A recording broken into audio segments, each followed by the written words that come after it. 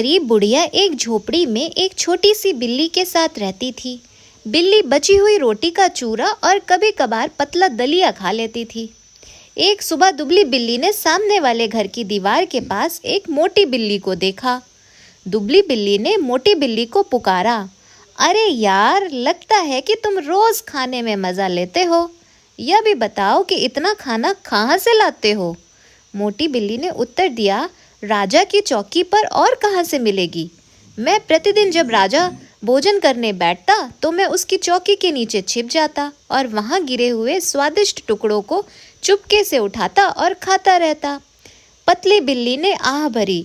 मोटी बिल्ली ने फिर कहा, मैं तुम्हें कल राज के महल ले चलूँगा, लेकिन याद रखना तुम्हें वहीं छिपना होगा।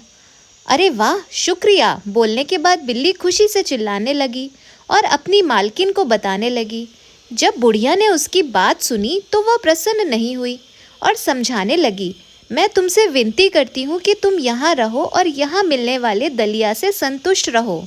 यदि वहाँ के राजा के सेवकों ने तुझे चोरी करते देख लिया तो क्या होगा? लेकिन पतली बिल्ली लालच में फंस गई थी। उसने महिला की बात नहीं मानी। अगले दिन दोनों बिल्लियां महल की ओर चल पड़ी।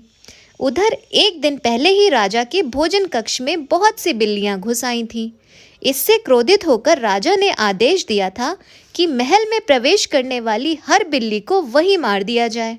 जब मोटी बिल्ली महल के द्वार से अंदर घुस रही थी तो दूसरी बिल्ली ने उस राजा के आदेश के बारे में बताकर खतरे की चेतावनी दी। उसकी बात सुनकर मोटी बिल्ली तुरंत भाग गई।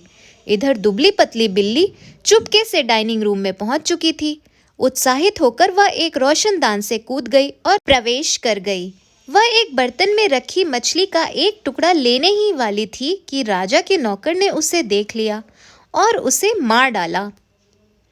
तो दोस्तों, इस कहानी से यही सीख मिलती है कि दूसरों की अच्छी अच्छी बातें सुनकर आंखें बंद करके उन पर भरोसा नहीं करना चाहिए। उससे नुकसान अपना ही होता है। तो कहानी पसंद आई तो एक कमेंट करके ज़रूर बताना। वीडियो पसंद आ गई हो तो लाइक कर देना।